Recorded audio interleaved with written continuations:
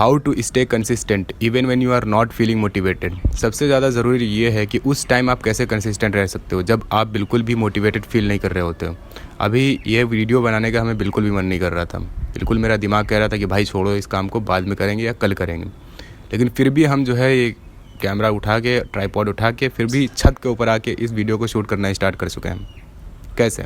और इस वीडियो के अंदर सिर्फ 3 स्टेप्स तुम्हें बताएंगे जिससे you will become consistent as fuck. अच्छा, नंबर 3 की बात करते हैं। क्या तुमने कभी नोटिस किया है कि तुम्हारे पेरेंट्स या तुम्हारे टीचर्स या तुम्हारे जो भी एल्डर्स हैं वो तुमको कोई इंस्ट्रक्शन देते हैं, कोई ऑर्डर देते हैं तो तुम उसको कर लेते हो। जैसे टीचर कोई असाइनमेंट देता है, कोई होमवर्क देता है, वो तुम कर लेते हो।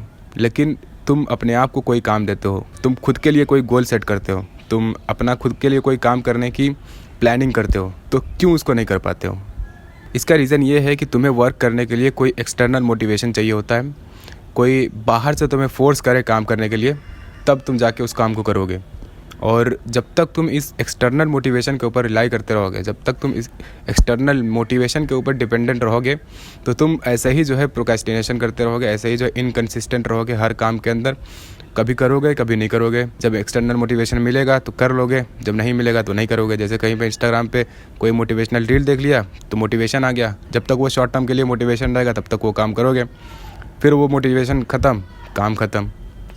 तो जब तक तुम एक्सटर्नल मोटिवेशन के ऊपर रिलाई करते रहोगे तो तुम जो है हमेशा इनकंसिस्टेंट और प्रोक्रेस्टिनेटेड रहोगे। और जब तुम उस एक्सटर्नल मोटिवेशन के ऊपर रिलाई करना बंद कर दोगे तो तुम जो है कंसिस्टेंट हो सकते हो अपने वर्क के अंदर। जो भी तुम्हारा वर्क है उसके अंदर कंसिस्टेंट हो सकते हो जब उस एक्सटर्नल मोटिवेशन को तुम ख़त्म कर दोगे।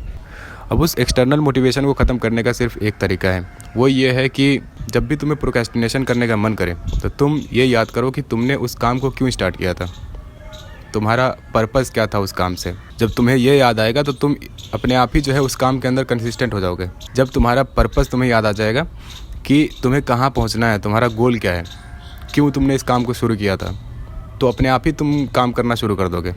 अब जैसे कि मेरा ये कंटेंट क्रिएशन का काम है, इसके अंदर जब भी हमें प्रोक्रेस्टिनेशन करने का मन करता है तो हम बस ये याद करते हैं कि हमने ये कंटेंट क्रिएशन क्यों स्टार्ट किया था। सिंपल इसका आंसर हमें मिल जाता है, इसका सिंपल हमें आंसर मिल जाता है कि हाँ हमने क्यों स्टार्ट किया था। सारी चीज़ें हमें याद आ जाती हैं, क्या मेरा पर्पस है, क्या मेरा गोल है, तो ऑटोमेटिकली मेरा काम जो होता है वो हो जाता है। तो जैसे ही तुम्हें वाई याद आ जाएगा कि why you had started that shit, तो तुम्हें कोई भी एक्सटर्नल मोटिवेशन की ज़रूरत नहीं पड़ेगी, तुम अपने आप ही अपने काम की तरफ कंसिस्टेंट हो जाओगे। तो ये है तीसरी टेक्निक जो कि तुम्हें फॉलो करना है। अब दूसरी टेक्निक की बात करते हैं। तुम्हें शायद इसके बारे में ना पता हो कि तुम्हारे अंदर जो है एक मंकी ब्रेन नामक चीज़ प्रेजेंट होता है। अब मंकी ब्रेन क्या होता है ये थोड़ा सा एक्सप्लेन कर देते हैं। देखो, मंकी ब्रेन हमारे अंदर एक ऐसी प्रजाति है या ऐसी कोई चीज़ है, ऐसा समझ लो, जो हमें सिर्फ कंफर्ट में रखना चाहता है। सिर्फ चाहता है कि तुम कंफर्ट जोन के अंदर रहो, तुम कोई भी हार्ड वर्क ना करो, कोई भी हार्ड टास्क ना करो, सिर्फ तुम चिल रखो और सिर्फ तुम रिलैक्स करो, सिर्फ तुम जो है डोपामिन लेते रहो और डोपामिन जिसमें मिलता है वो वाला काम करो। कोई भी ऐसा काम ना करो जो कि बोरिंग है, कोई भी ऐसा काम ना करो जो कि बहुत मुश्किल है, बहुत जिसमें मेहनत लगने वाली है, ऐसा कोई काम ना करो। ये चाहता है तुम्हारा मंकी ब्रेन। अब मोस्ट ऑफ द केसेस में क्या होता है कि हम जो है मंकी ब्रेन के गुलाम होते हैं। हम मंकी ब्रेन की सुनते हैं, हम मंकी ब्रेन जो हमें इंस्ट्रक्शन देता है, जो हमारा मंकी ब्रेन चाहता है वही हम कर रहे होते हैं।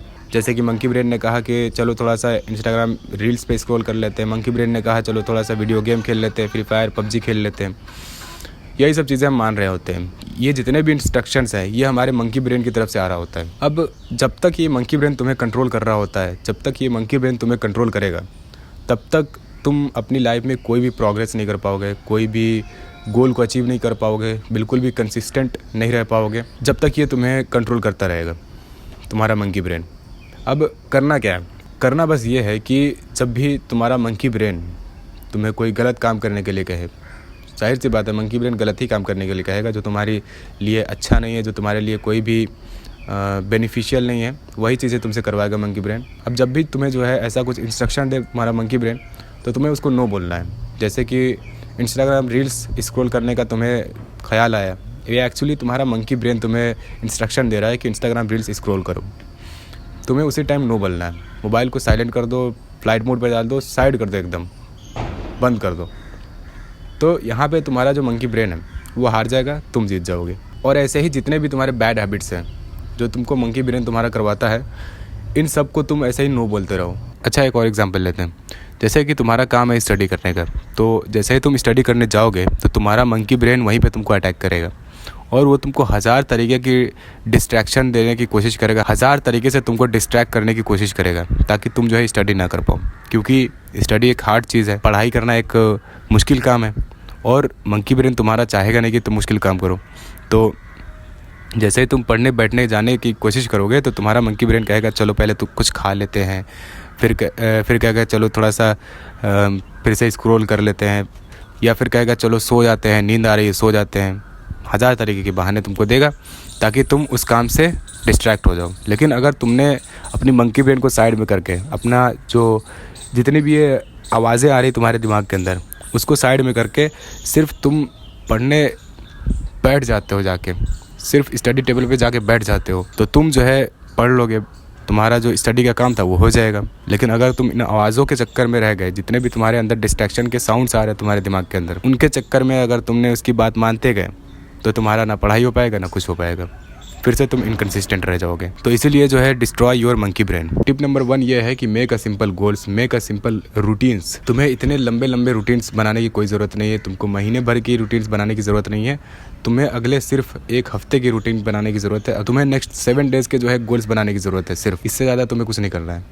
तुम जितना इसको सिंपल रखोगे, अपने जो टाइम टेबल है, अपना जो रूटीन्स है, इसको जितना सिंपल रखोगे उतना तुम जो है अपने काम के अंदर कंसिस्टेंट रह पाओगे।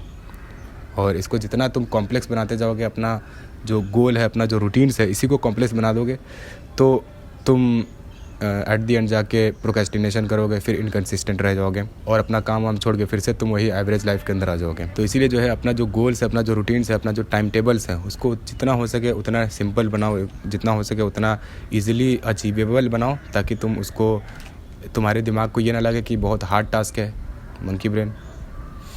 तो आई होप कि आपको इस वीडियो से कुछ हेल्प मिला होगा और इसी तरीके से मिलता है नेक्स्ट वीडियो के अंदर। वैसे आप देख रहे थे रेयर आदिल, और इसी तरीके से मिलते हैं नेक्स्ट वीडियो के अंदर, और तब तक के लिए हम आपको बाय बोलते हैं।